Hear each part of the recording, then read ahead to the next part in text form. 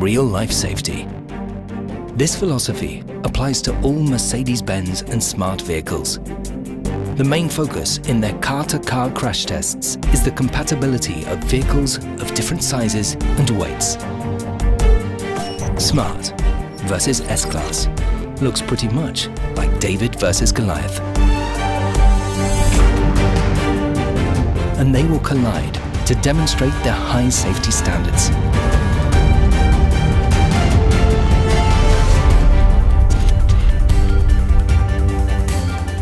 Thanks to its tritium cell, the Smart's passenger compartment remains intact.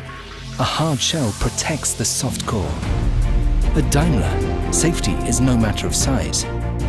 The forces on the occupants were significantly lower than the biomechanical limits. Test passed once again.